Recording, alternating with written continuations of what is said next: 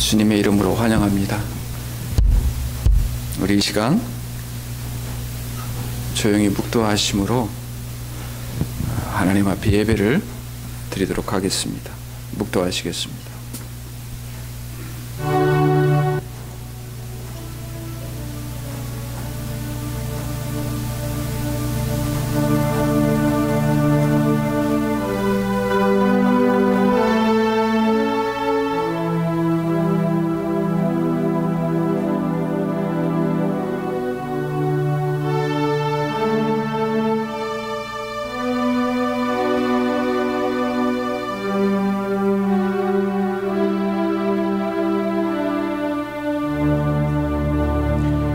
나를 훈계하신 여호와를 송축할지라.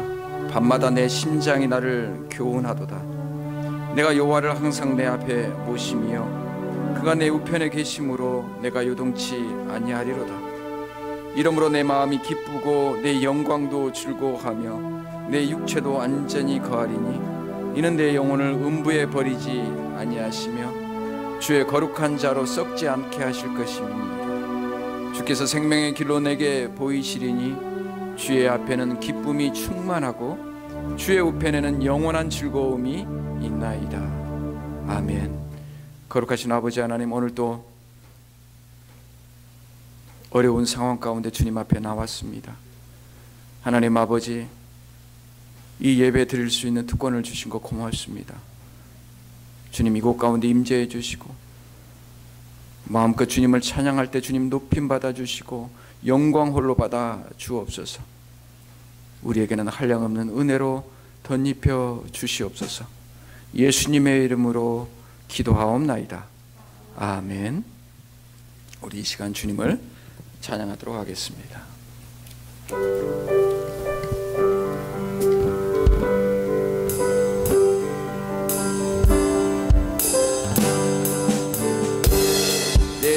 주 안에 있는 나에게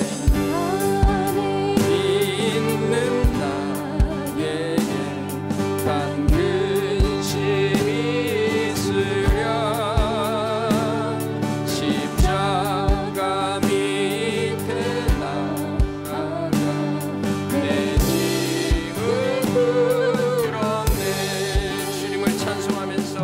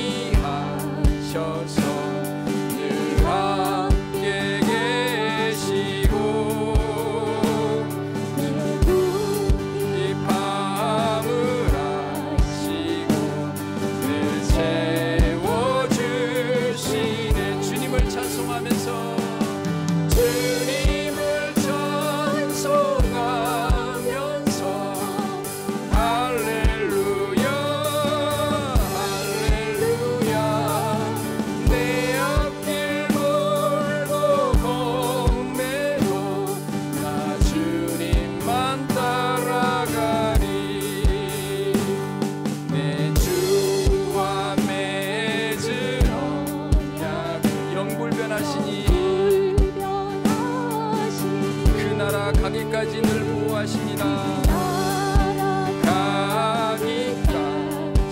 가기까지 늘 보호하시네. 아멘. 주님을 찬송하면서 주님을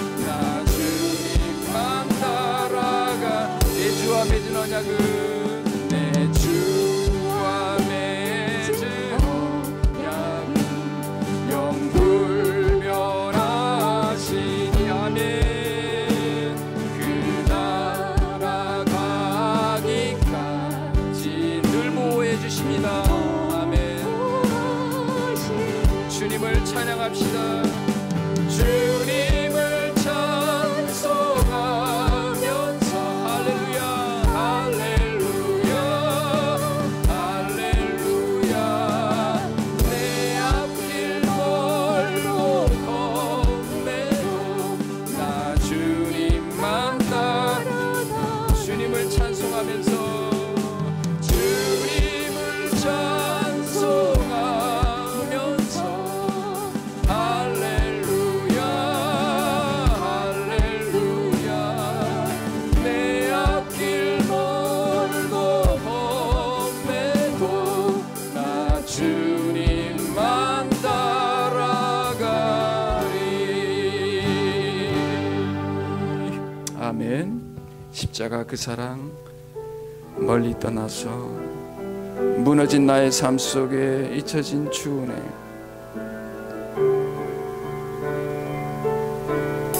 십자가 그 사랑 십자가 그 사랑 멀리 떠나서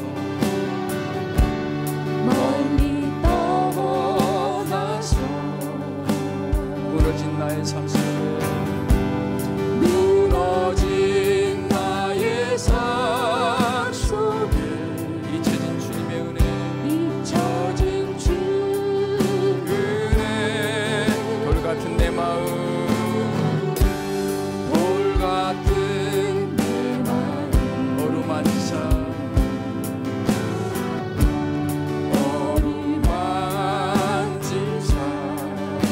다시 이렇게 세우신 주님을 찬양합니다.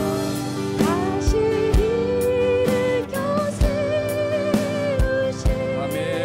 주를 사랑합니다. 주 나를 구하시다.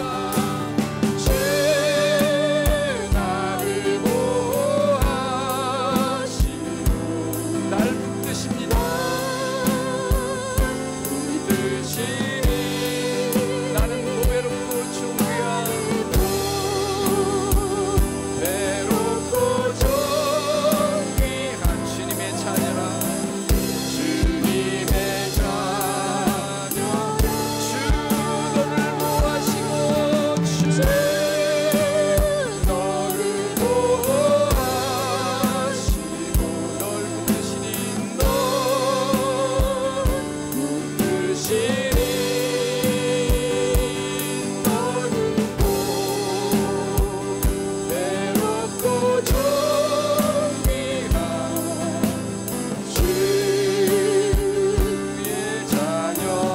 지나간 일들을 기억하지 않고 지나간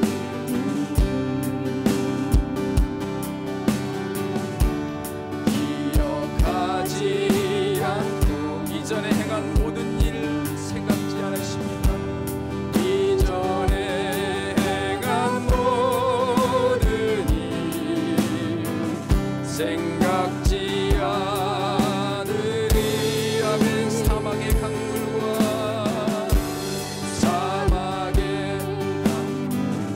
길을 내시는 주님 길을 내시는 주 아멘. 내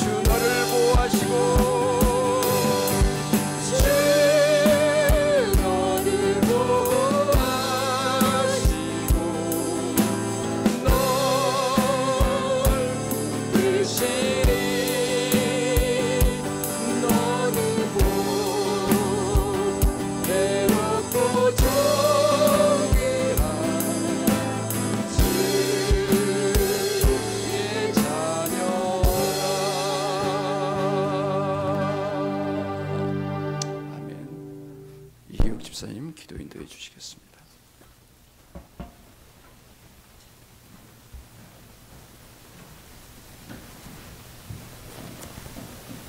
저희 다 함께 기도드리겠습니다.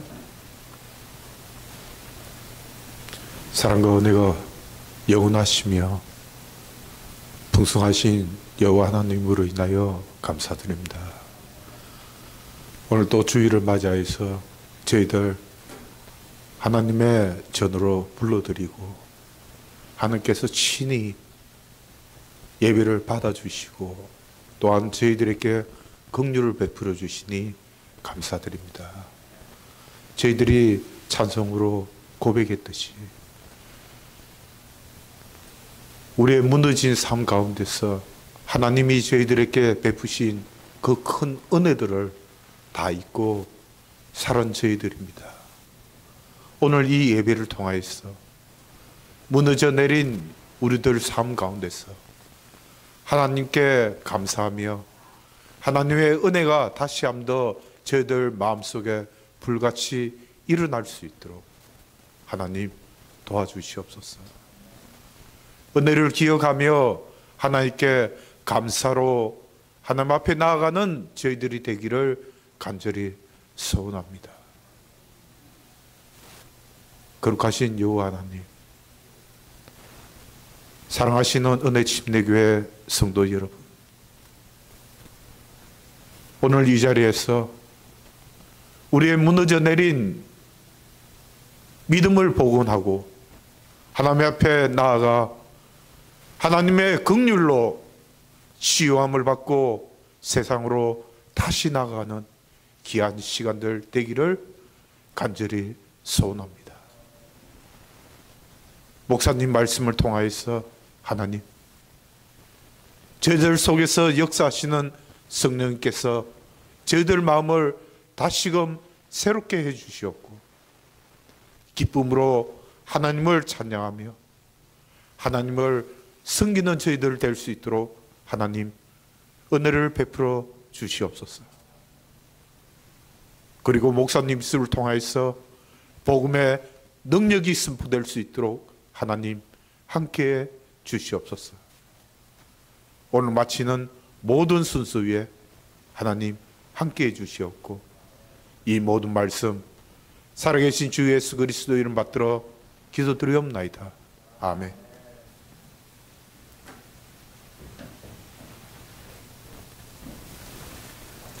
네, 반갑습니다. 한 주 동안 평안하셨습니까? 네, 오늘 하나님의 말씀은 로마서 3장 19절로 28절 말씀입니다. 우리 다 함께 일어나셔서 하나님의 말씀을 교독하도록 하겠습니다. 로마서 3장 19절로 28절 말씀, 제가 먼저 읽겠습니다. 우리가 알거니와 무릇 율법이 말하는 바는 율법 아래 있는 자들에게 말하는 것이니 이는 모든 입을 막고 온 세상으로 하나님의 심판 아래 있게 하려 함이니라. 그러므로 율법의 행위로 그의 앞에 의롭다 하심을 얻을 육체가 없나니 율법으로는 죄를 깨달음이니라. 이제는 율법 외에 하나님의 한 의가 나타났으니 율법과 선지자들에게 증거를 받은 것이라. 곧 예수 그리스도를 믿음으로 말미암아 모든 믿는 자에게 미치는 하나님의 은이 차별이 없느니라. 모든 사람이 죄를 범하였으며 하나님의 영광에 이르지 못하더니 그리스도 예수 안에 있는 구속으로 말미암아 하나님의 은혜로 값없이 의롭다 하심을 얻은 자 되었느니라. 이 예수를 하나님의 그의 피로 인하여 믿음으로 말미암는 화목제물로 세우셨으니 이는 하나님께서 길이 참으시는 중에 전에 지은 죄를 간과하심으로 자기의 의로우심을 나타내려 하심이니 곧 이때에 자기의 의로우심을 나타내사 자기도 의로우시며 또한 예수 믿는 자를 의롭다 하려 하심이니라. 그런즉 자랑할 때가 어디뇨? 있을 수가 없느니라. 무슨 법으로냐? 행위로냐? 아직 아니라 오직 믿음의 법으로니라. 그러므로 사람이 의롭다 하심을 얻는 것은 율법의 행위에 있지 않고 믿음으로 되는 줄 우리가 인정하노라. 아멘. 네, 작성하시겠습니다. 오늘 말씀의 제목은 자랑할 것이 무엇이냐 라는 제목을 가지고 함께 은혜를 나누겠습니다. 로마서 1장은 하나님께서 모든 사람에게, 특별히 모든 인류에게 이야기를 하면서 이방인들에게도 하나님의 자신을 나타내 보여주셨다. 이스라엘 백성들뿐만 아니라 이방인들에게도 하나님을 나타내 보여주셨다. 그래서 하나님이 지으시고 만드신 모든 피조물에는 하나님의 신성과 능력이 분명하게 보여서 핑계치 못한다. 그러므로 하나님이 없다 하는 사람들은 바로 하나님의 심판과 진노 아래 놓여 있다, 이렇게 이야기를 합니다. 그러니까 2장에서 이제 그것에 맞장구를 치는, 맞습니다 속으로 이렇게 하는 유대인들을 향해서 이제 사도 바울이 너희들도 마찬가지다. 유대인들도 이방인들이 양심에 의해서 하나님 앞에 드러나고 그렇게 하나님을 안다면 너희들은 더 하나님을 알만한 것들이 있다. 그것이 양심뿐만 아니라 율법을 주어서 너희들도 마찬가지로 그 율법을 통해서 하나님이 다 보여주셨고 너희들이 어떤 상태인지 다 보여주셨고 너희들도 그렇게 하나님을 순종하지 않는 자에게는 하나님의 진노와 심판 아래 놓여 있게 되었다, 이렇게 이야기를 하는 겁니다. 그리고 3장에 와서는 이방인뿐만 아니라 유대인까지 모든 사람이 죄를 범하였다, 이렇게 이야기합니다. 그래서 너희들이 다 죄인이다라고 선언하는 거예요. 법적 선언문을 발표하고 있는 거예요. 그러니까 유대인들이 그 이야기를 들으면서 1장과 2장의 이야기를 들으면서 그러면 두 가지 반문을 하는 거예요. 그럼 우리가 나은 게 뭐가 있냐? 유대인이나 이방인이나 똑같다면 우리가 나은 게 뭐가 있느냐, 이렇게 이야기하는 거예요. 아니, 하나님의 말씀도 지키려고 하고 하나님 말씀도 듣고 예배도 있고 제사도 있고 훨씬 더 도덕적으로 윤리적으로 괜찮은 사람들인데 우리가 나은 것이 없다고? 우리의 선조가 모세가 있고 아브라함이 있고 이 얼마나 많은 유익이 있는데 우리가 나은 것이 없다고 이렇게 질문하는 거예요. 또 한 가지 질문은 뭐냐면 우리가 자랑할 것이 없다고? 이런 거예요. 우리가 하나님을 얼마나 그렇게 섬겼는데 자랑할 것이 없다고? 이 두 가지 반문을 3장에서 하고 있습니다. 우리가 나을 것이 없다고? 사도 바울이 답변을 하는 거예요. 너희들이 율법을 가졌는데, 말씀을 가졌어. 그래, 그건 정말 좋은 거야. 그리고 하나님을 예배할 수 있는 그런 특권도 가졌어. 그건 정말 좋은 거야. 그런데 그것을 주신 이유는 너희들이 다른 사람보다 더 하나님 앞에 밝히 너희 자신을 보라고 주신 거야. 이렇게 이야기를 하는 거예요. 양심뿐만 아니라 너희들이 양심을 자꾸 왜곡시키니까 내가 하나님 앞에 죄인이 아니라고 그렇게 뻗대니까 율법을 주신 거 아니야. 더 나가서 그 율법을 바라보면 율법은 돋보기 아니야. 거울을 주셨는데, 양심의 거울을 주셨는데 그걸 못 보니까 말씀의 돋보기를 주셔서 너희 자신을 보게 한 거야. 너희들이 죄인인 것을 깨닫게 한 것이지. 근데 너희들이 그것을 상대적 우월감으로 삼고 있는 거야. 그러니까 이스라엘 백성들은 상대적인 그 우월감이 있죠. 첫 번째는 민족적인 우월감이죠. 다른 민족에 비해서 하나님이 우리 민족을 택하셨다라는 거죠. 예. 여러분에게도 그런 자부심이 있습니까? 예. 요즘은 좀 자부심이 있죠. 예, 한국 좀 자부심이 있죠. 한국에서 태어났다는 거. 또 이들은 더 나가서 유대인 속의 우월감과 차별성을 둬요. 유대인 속에서, 같은 민족 중에서도 뭐냐면 내가 사두개인이다, 내가 무슨 학파다, 내가 바리새파다. 그래서 내가 특별히 더 하나님의 율법을 좋아하고 지키려고 한다, 이거죠. 그러니까 상대적인 비교를 통해서 상대적인 우월감을 갖고 상대적인 의인 의식을 갖는 거예요. 내가 너보다 낫다. 내가 너보다 낫다. 뭐 우리는 안 그렇습니까? 민족적인 그런 우월감뿐만 아니라, 그렇죠? 또 상대적으로 내가 어떤 부류보다 낫다, 내가 어떤 사람보다 낫다, 이렇게 이야기를 하는 거예요. 그러니까 사도 바울이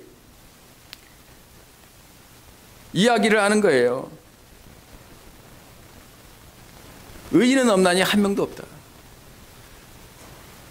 이방인이나 유대인이나 다 죄인이다. 의인은 없나니 한 명도 없다라는 거예요. 아니, 한 명쯤 있지 않을까요? 우리가 또 손꼽는 사람들이 몇 명 있잖아요. 그렇게 한두 명은 있지 않을까요? 한두 명은 그냥 법 없이도 살 수 있는, 정말 우리 생각으로 천국에 가야만 되는 그런 사람들 있지 않을까요? 사람들은 자꾸 그걸 만들어내요. 그래서 나도 같이 그곳에 이렇게 묻어가는 거죠. 그런 사람들을 이야기하면서 어쩌면 나도, 아니 어떤 사람들도 그렇게 묻어갈 수 있어, 그렇게 생각해. 상대적인 차별적인 우월감을 갖는 거예요. 상대적인 의인. 유대인들이나 우리나 다 그런 게 있어요. 이 세상 사람들이 다 그런 걸 가지고 있어요. 그런데 성경은 그렇게 이야기하지 않습니다. 의인은 없나니 하나도 없다. 선언한 거예요. 선언한 거예요.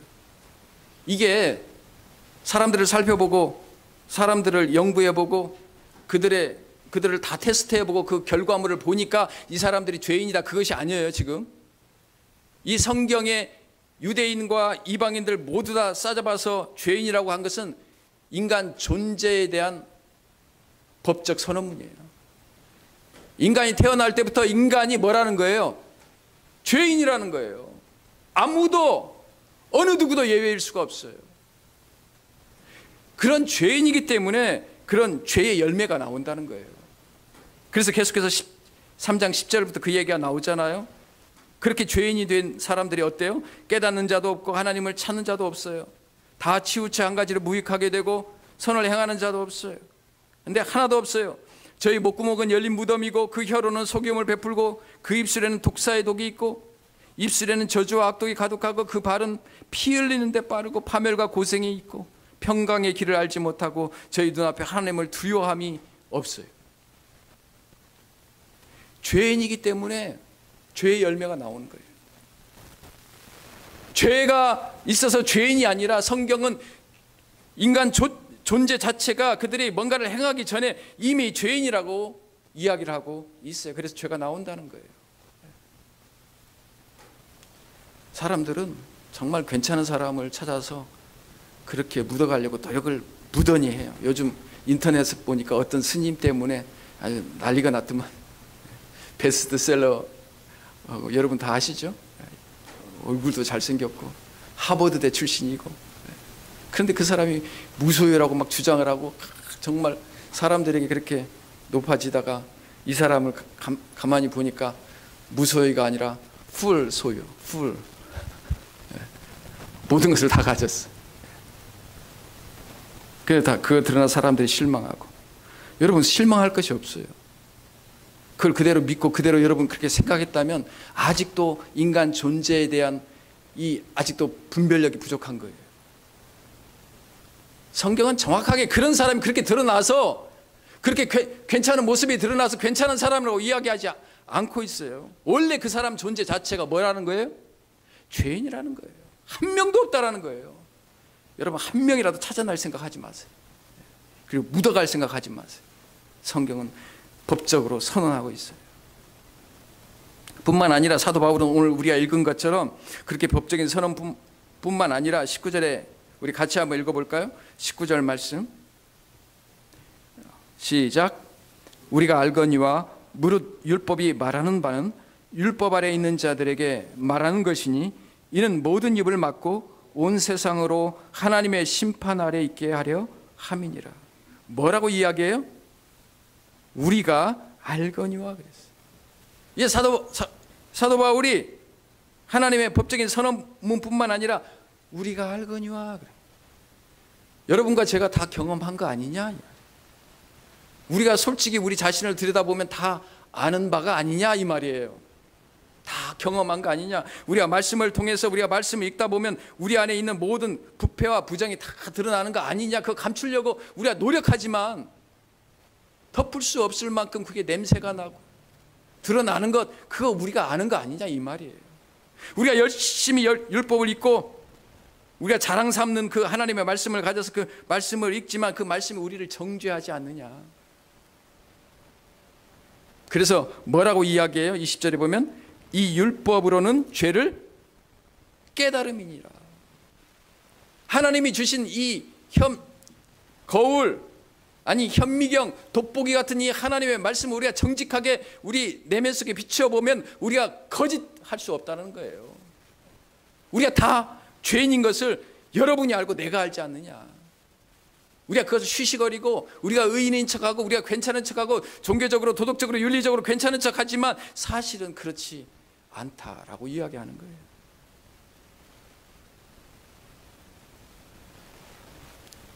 그러니까 유대인들이 우리가 생각하는 상대적인 죄인이 아니라 성경은 절대적인 죄인이라고 이야기하고 있어요. 절대적인 죄인이라는 거예요.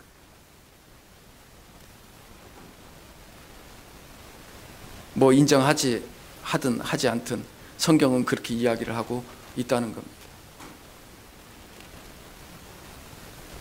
세월이 지나면 고집이 이렇게 숨겨지는 것 같아요. 세월이 지나면 우리의 아집과 고집들이 이렇게 안쪽으로 숨겨지는 것 같아요. 어렸을 때도 고집 있죠? 아이들 고집, 어렸을 때 아이들 고집 못 먹잖아요. 그 먹고 싶다면 줘야 돼요. 가지고 싶다면 줘야 돼요. 안 그러면 막 때를 쓰잖아요. 때를 얻을 때까지. 이게 뭐예요? 드러난 고집. 근데 시간이 지나면 어른들이 되면 이제 약간 뭔가 이 인생의 노하우가 생기니까 그걸 감출 줄 알아. 이 고집을 내면화시킬 줄 알아. 그래서 고집 피우는 척은 안 해. 그런데 안에 고집이 있어. 그래서 요즘 젊은이들이 뭐라고 이야기를 하냐면 이런 사람을 보고 참 이게 고집스러운 사람, 그 꼰대라고 부르더라고. 꼰대라고. 그래, 꼰대들하고는 대화가 안 된대. 꼰대들하고. 이게 대화가 안 되는 이 기성세대들을 향해서 꼬집는 이게 이 별명인데, 이거 안 듣고 싶어요. 여러분 듣고 싶지 않죠? 아니 뭐 이런 얘기가 떠나서 우리가 세월이 지나면 좀 그런 고집스러운 사람이 안 되었으면 좋겠어. 참 보기 안 좋잖아요. 그래서 우리가 고집불통 그러잖아요. 고집불통. 고집을 세우면 뭐가 된다는 거예요? 통하지가 않는다는 거예요. 먹히지가 않는다는 거예요. 같이 이렇게 커뮤니케이션이 돼야 되는데 가로막힌다는 거예요. 그러니까 얼마나 안타까워요. 우리가 그런 사람이 되면. 근데 사실은 이게 그냥 쌓이는 게 아니라 어쩔 수 없어요. 나를 지키기 위해서, 나를 보호하기 위해서. 왜냐하면 이거 잃어버리면 큰일 나거든요. 고집에는 불안감과 두려움이 있어요. 왜냐하면 그런 내가 만약에 누군가의 잘못되었다는 것이 노출이 되면 그럼 자존심이 상한 일이고 큰 낭패예요. 그래서 인생의 긴 여정 가운데 한번 생각해 보세요. 20년, 30년 내가 이게 옳다고 고집을 해왔고 그것이 옳다고 믿었어요. 그런데 그것을 내가 만약에 그렇지 않다고 내가 시인을 해버리면, 그렇게 인정을 해버리면 20, 30년 동안 내가 세워놓은 내 자신이 어떻게 되는 거예요? 무너져 버리는 거예요. 그럼 나는 어디 가는 거예요? 그러니까 어쩔 수 없어요. 이 고집 붙들고 사는 거예요. 이제 그 고집 하나 붙들지 않으면 내가 사라져 버리는 거예요. 내가 쓰러져 버리는 거예요. 내가 이 세상에서 사라져 버리는 거예요. 불안한 거예요. 두려움이 엄습하는 거예요. 그러니까 그 고집 붙들고 고집 불통일지라도 그거 붙들고 살다가 망하는 거죠. 여러분 그렇게 되지 않기를 바랍니다. 사람들 앞에서 고집 불통이면 하나님 앞에서도 마찬가지예요. 그래서 성경에서 뭐라고 이야기하냐면 고집과 회개치 않는 것을 똑같은 단어로 설명을 하고 있어요. 로마서 2장에 보면은 하나님께서 분명히 그러한 것들을 보여주셨는데 그런 것들을 인정하지 않고 그 마음을 꽉 닫아버리면 하나님의 기다리심과 인자하심과 풍성함을 멸시하면 2장 5절에 내 고집과 회개치 아니하는 마음을 따라 진노의 날 곧 하나님의 의로우신 판단이 나타나는 그날에 임할 진노를 내게 쌓는다. 우리가 고집을 부리면 부릴수록 사람과의 관계는 더 불통되고 단절되고 외로워지고, 그런 것처럼 하나님과의 관계에서도 고집을 부리고 하나님께서 계속해서 말씀으로 이야기하고 양심을 통해서 이야기하고 환경을 통해서 이야기하고, 근데 그것을 고집을 피우고 하나님 앞에 그렇게 인정을 하지 않으면 뭘 쌓는다고요? 하나님의 진노와 심판을 쌓아간다는 거예요. 무서운 거죠. 저는 고집이 이렇게 무서운 거 처음 알았어요. 이걸 하나님께서 저에게 가르쳐 준 다음에 고집을 버려야겠구나. 정말 내가 틀릴 수도 있지. 정말 내가 수십 년간 믿어왔던 그거, 내가 붙잡았던 그거 틀릴 수도 있지. 맞습니까? 그러니까 막 그것 때문에 목숨 걸지 마세요. 그것 때문에 목숨 걸지 마세요. 그러니까 목숨 안 거는 방법은 때로는 그냥 침묵하는 것도 좋은 것 같아요. 내가 확실히 알아. 그건 내가 경험상으로도 알고 이론상으로도 알고 수많은 내 증거 자료들이 있어. 그런데 침묵하는 거예요. 틀릴 수도 있지. 그러면 그렇게 내가 생각하면 다른 사람에게 대해서도 어떻게 생각하냐면 그 사람이 그렇게 생각할 수도 있지. 그럴 수도 있지. 그렇게 반응했을 수도 있지. 이제 이렇게 다른 사람도 조금 여유를 두는 거예요. 그럼 소통하지 않겠어요? 그럼 조금 받아들이지 않겠어요?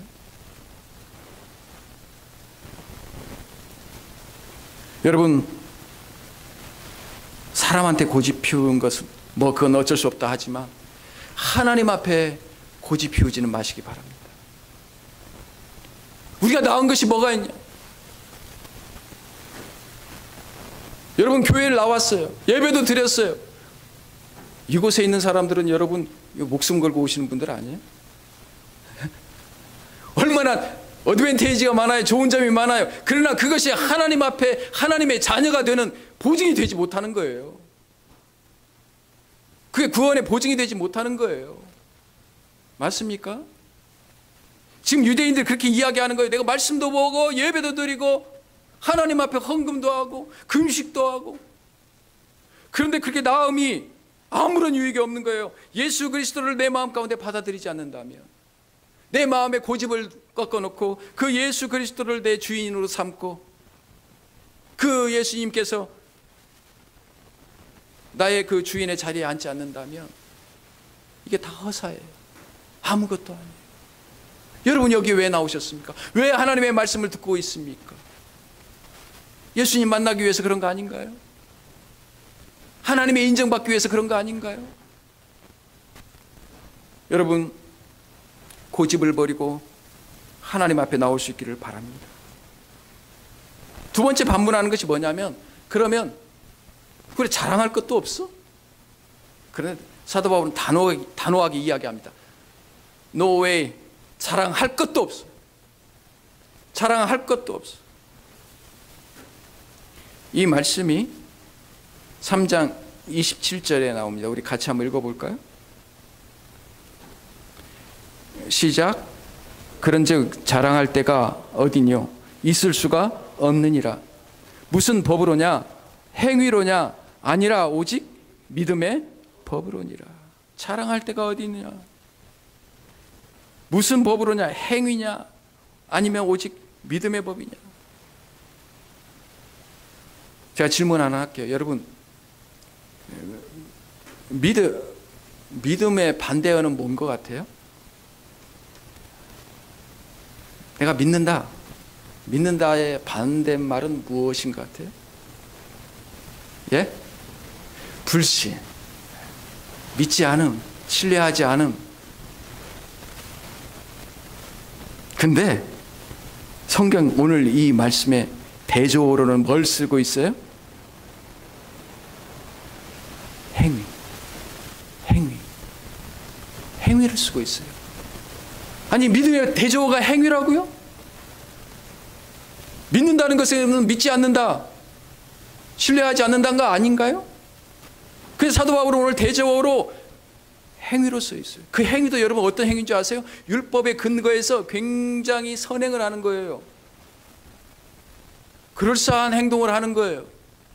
윤리적으로 행동하는 거예요. 도덕적으로 행동하는 거예요. 사람들을 의식해서 행동을 하는 거예요. 다른 사람들에게 불편을 주지 않기 위해서 의식하는 거예요. 하나님보다 사람들을 더 의식해서 하는 행위, 행동을 이야기하는 거예요. 그것이 있으면, 다른 말로 이야기하면, 그런 행위를 더 의식하게 되면 뭐가 없다? 믿음이 없다라는 거예요. 아니, 이해가 안 되잖아요. 아니, 정말로 우리가 그런 행동들이 필요하잖아요. 섬겨주려고 하고, 봉사하려고 하고, 아껴주려고 하고, 그런 종교적인 노력, 윤리적인 도덕적인 노력들이 필요하지 않나요? 네, 필요해요. 그러나 하나님 앞에서 하나님의 인정을 받고 하나님의 의를 얻기 위해서, 하나님의 예수 그리스도를 믿기 위해서 그것들은 걸림돌이 안 된다는 거예요. 서로 상반된다는 거예요. 그러니까 이스라엘 백성들이, 이 유대인들이 율법적으로, 법적으로는 굉장히 아무런 흠이 없었잖아요. 거의 온전한 사람들이었어요. 사도 바울도 자기가 법으로는, 율법으로는 흠이 없다고 그랬어요. 사도 바울 같은 사람이 없어요. 그 사람은 완전한 사람이에요. 사람들이 한 명의 의인을 꼽으라면 사도 바울. 그 정도로 그는 완벽했어요. 지금 그 이야기를 하는 거예요, 사도 바울이. 그렇게 율법적으로, 인간적으로 노력하는 것, 그것이 인간 세상에서는 필요할지 몰라도 하나님과 구원을 얻고 하나님의 인정을 받고 하나님의 자녀가 되는 데는 그것이 걸림돌이라는 거예요. 안 된다는 거예요. 교회에서 이런 것들을 얼마나 많이 조장하는지는 몰라요. 그럴싸한 행동, 종교적인 행동을 통해서 종교인들을 키워가는 것. 그런데 그것으로는 구원받을 수 없습니다. 아니, 대적하는 겁니다. 아니, 반대로 가는 겁니다. 믿음은, 제가 말씀드렸잖아요, 언젠가. 믿음은 하나님의 구원을 받기 위한 인간적인 절망이에요. 믿음은, 다시 이야기할게요, 하나님의 구원을 받기 위한 인간적인 뭐라고요? 절망이에요. 절망. 그런 사람들에게 하나님의 구원이 가깝고 하나님의 구원이 그 사람들에게 임하게 된다는 거예요. 적당한 종교적인 행위와 적당한 하나님을 믿는 믿음과 이 두 가지가 겹쳐서 구원이 이루어지는 것 결코 아닙니다. 그러면 자랑할 것이 있죠. 절대적인 선언, 모든 인간은 죄인이다, 의인은 하나도 없다, 여러분도 마찬가지다, 나도 마찬가지다. 그러므로 절대적인 하나님의 구원이 필요한 거예요. 이게 어디서 나타나냐면, 이스라엘 백성들이 범죄했어요. 하나님 앞에 광야에서 범죄했어요. 우상을 섬겼어요.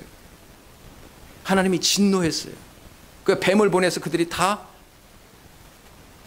물리게 되고 그 독으로 인해서 죽어가고 있어요. 코로나처럼 말이죠. 죽어가고 있어요. 그때 절망 가운데 있고 나도 죽어가고 있어요. 지금 절망 가운데 있을 때 하나님께서 구원의 길을 보여주세요. 어떻게 보여주세요? 장대에 높이 뭘 달아요? 노뱀을 다는 거예요. 주위를 보니까 지금도 죽어가고 나도 죽어가고 있어요. 근데 딱 한 가지, 그 노뱀을 바라보는 자는 살 것이다. 그래요. 그 노뱀을 바라보는 자는 살 것이다. 그래서 바라보는 자들마다 어떻게 했어요? 살기 위한 몸부림 아니에요, 그거? 마지막? 바라보는 자마다 다 살았어요. 근데 바라보지 않는 자가 있을 거예요.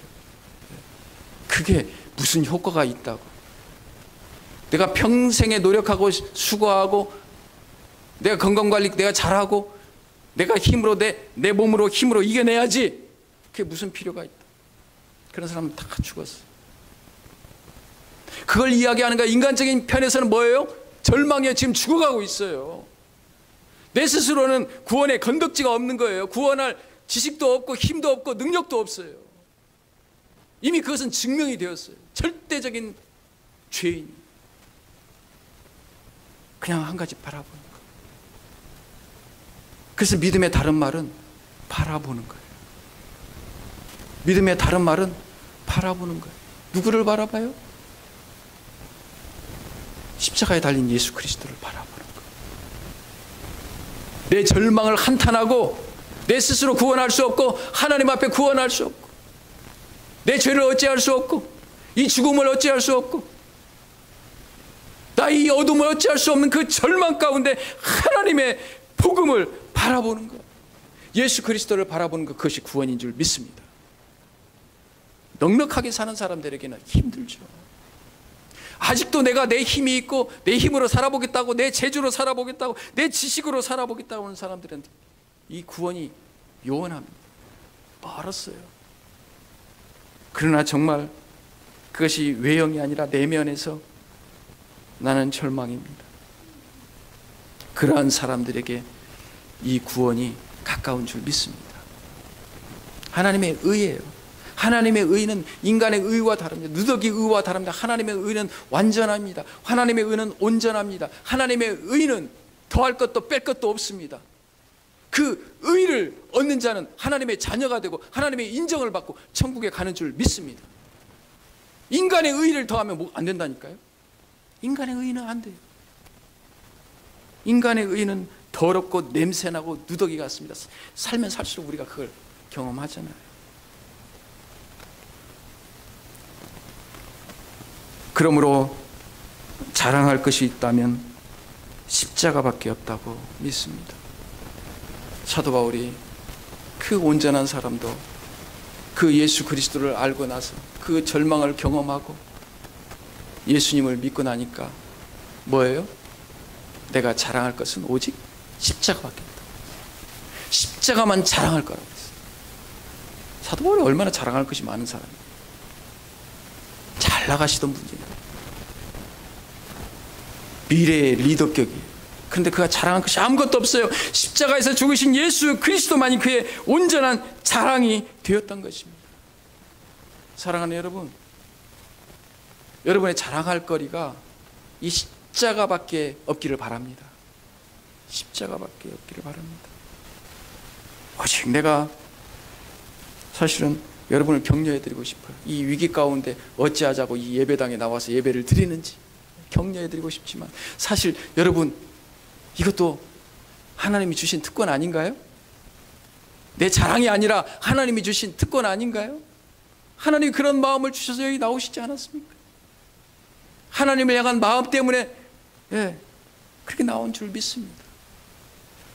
구약에서도 하나님의 이스라엘 백성들에게 율법을 주셨지만 그 율법을 깨닫고 자기가 죄인인 것을 알고 어디로 나가요? 성막으로 나가요. 뭘 끌고? 양을 끌고 흠없고 그 점 없는 양을 끌고 그 어린 양을 끌고 나갑니다. 그리고 죽여서 피를 흘려서 구원을 받습니다. 양심의 구원을 받아요. 제가 한번 생각해 봤어요. 이걸 묵상하면서 이야, 말씀을 읽으면서 율법을 읽으면서 그 마음의 양심에 엄청난 짐을 지고 괴로워서 그렇게 사는 사람들이 있었겠구나. 근데 문제는 뭐냐면 성막문이 안 열렸어. 내일 아침 9시에 오픈을 해요. 9시에 오픈을 하는데 이게 벌써부터 갈 준비를 하고 있어. 벌써부터 갈 준비를 하고 있어. 왜? 이 양이 죽지 않으면 내 양심이 자유함이 없어요. 이 양이 죽지 않으면 내 죄가 씻겨지질 않는 거예요. 그러니까 잠을 못 잤을 것 같아요. 빨리 날이 새기를 학수고대했을 것 같아요. 그리고 9시 전에 어떻게 했을까요? 새벽 어둑어둑한 그 새벽녘에 5시부터 가서 기다리고 있었을 거예요. 양을 음매하고 어디서 음매 소리가 들려 성막에 줄을 서서 기다리고 있었던 사람들이 있었어요. 빨리 1분 1초가 아까운 거예요. 빨리 가서 양에게는 미안하지만 이 양에게 내 죄를 다 뒤집어 씌우고 전가하고 이 양이 빨리 죽어야 돼요. 그랬던 사람들이 있어요. 그래서 예수님이 그랬던 사람들을 만나잖아요. 예수님이 이 땅에 오셔서 나를 따라오느라 그러잖아요. 성경에는 그렇게 구체적으로 나오지 않지만 그 사람들이 그렇게 메시아가 오기를 학수고대했던 사람들이에요. 언제쯤이나 그 메시아가 올까?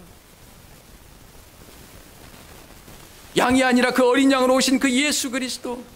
그래서 예수님을 따라가고, 예수님을 부르니까 배를 버리고 따라가고, 집을 못 떠나서 따라가고, 왜 학수고대했습니까? 예수님이 그런 사람들을 다 만나 주시잖아요. 예수님은 아세요. 인간적인 절망을 누가 겪고 있는지, 어떤 사람이 겪고 있는지, 그 절망 때문에 한 1분 1초를 견딜 수 없는 사람을 주님은 알고 계세요. 그래서 찾아가신 거예요. 이 코로나가 갈수록 더 극성입니다. 저는 이 가운데에서도 그 육신의 절망 뿐만 아니라 그 영혼의 절망을 경험하는 사람들이 있다고 생각합니다. 미래가 불투명하고 내 존재를 돌아볼 때 불투명한 그 사람들, 그런 절망 가운데 있는 사람들, 주님이 찾아가실 줄 믿습니다. 말씀을 통해서, 기도를 통해서 지금도 살아계신 그 하나님께서 그들을 찾아가 주셔서 그들을 건지시고 절망을 희망으로 바꾸시고 지옥에서 천국으로 바꾸시고 사단의 종에서 하나님의 자녀로 바꾸실 줄 믿습니다. 그래서 십자가만이 우리의 자랑이 되고 우리의 자랑은 오직 하나님께로 오는 줄 믿습니다. 그러한 사랑하는 성도님들 다 될 수 있기를 예수님의 이름으로 축복합니다. 이 시간 기도하겠습니다. 감사하신 아버지 하나님,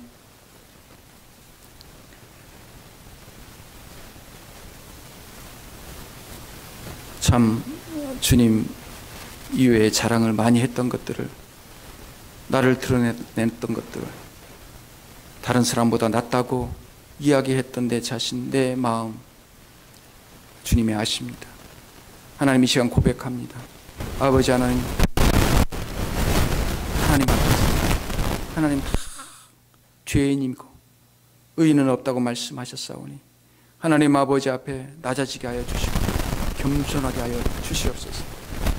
하나님께서 우리에게 말씀하실 때, 말씀을 통해서, 양심을 통해서 우리에게 말씀하실 때 고집 피우지 아니하고 주님 앞에 나아가게 해 주시옵소서. 회개하게 하여 주시옵소서. 자백하게 하여 주시옵소서. 주님, 제가 그런 사람입니다. 그러한 자에게 주님의 구원이 가까운 줄 믿습니다. 절망 가운데 있는 자를 누가 어떤 자인지 주님이 아시는 줄 믿습니다. 하나님, 이 시간 찾아가 주셔서 성령으로 함께하여 주시고 말씀으로 함께하여 주시옵소서. 내가 너와 함께하노라. 땅 끝까지 너와 함께하며 이 세상 끝까지 너와 함께하며 너의 영혼을 붙들리라 라는 그 음성을 하나님 들려주시옵소서. 오늘도 하나님 아버지, 우리에게 예배 드릴 수 있는 놀라운 특권을 주신 것 고맙습니다. 오직 십자가만 자랑하며 살아갈 수 있도록 사랑하는 모든 성도를 축복하여 주시옵소서. 감사드리며 살아계신 예수님의 이름으로 기도하옵나이다. 아멘.